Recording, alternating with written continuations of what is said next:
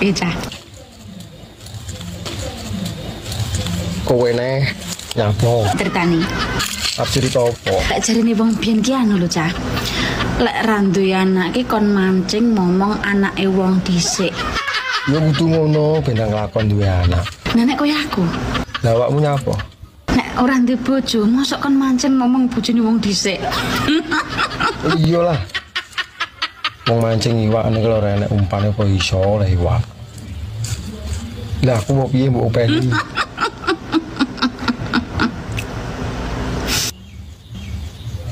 Wah, anak Edi mesti lucu-lucu. Aku kan juga ora elek-elek nemen. Sayangku. Nyapa to iki bengak-bengok. Hawane lak panas ngene iki penake nyapa ya? Ijlik no ben tambah umok. Aduh. Mbak, tak sawang-sawang sampai ana wayu men to. Dadi pengen duweni. Ya rapi ayo. Lah urung-urung kok ngejak rabi, gendaan ae to dhisik. Nek cuma gendaan, sorry. Rasa kesusu muni sorry to.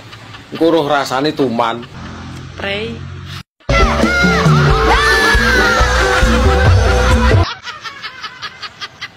Nek kelakon awakmu dadi bojoku no tak kono omah ae.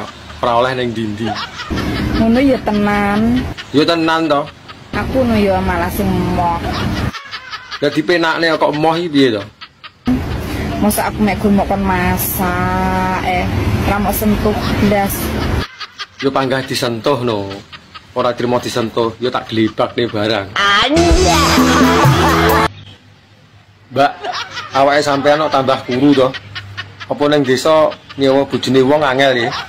Adek rumah aku Pak Glebak jalan. Kuwi ning ndi garapan paling gampang. Apa iya? Ora ning Indonesia, ora ning Taiwan, ora ning ndi. Kuwi garapane ora ning desa, ora ning kutha. Kuwi garapan paling gampang kowe sok ngerti kok. Lah nek gampang kok awake malah tambah entek lho, ora tambah subur. Tapi saiki ndak usume. Lah nek wis kadung pengen mosok ngenteni usum. Lah saiki usume apa? Iki usume cicit mencicit. Kayak panganan ya. Pengen nyicipi apa pikir kowe kok seru masaku kok gloko. Yo gelem wong pertanyaan kuwi lho tak enteni ket mau. Aku ning omah iki bolak-balik nyewa. Lah wis akeh. Justru aku kurung ngene iki wis okean nyewa. Lah ngerti aku nganggur nyapa ora mbok sewa. Ran glogok. Udan-udan ngene iki keresin ndang dincepne to, Mbak, bendang terang. Lah lek kuwi ora malah ngarane perang, Kok iso iki lho? malah ngarane banjir. Lah sing mbok encepne keres singgol modot, ya jelas banjir.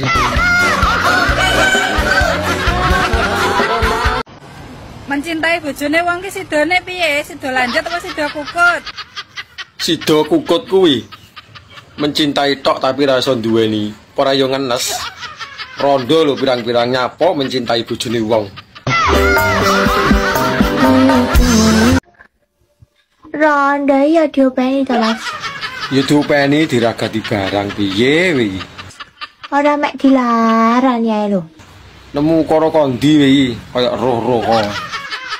Nek sekirane ora kuat to. Mundur ah. Nggon kuwi tak setel maju terus ora iso mundur. Ganti liyane. Ganti liyane piye maksude? Soke tenan piye? Lah kuwi parkiran kok piye kok antri barang. Glogok jaran.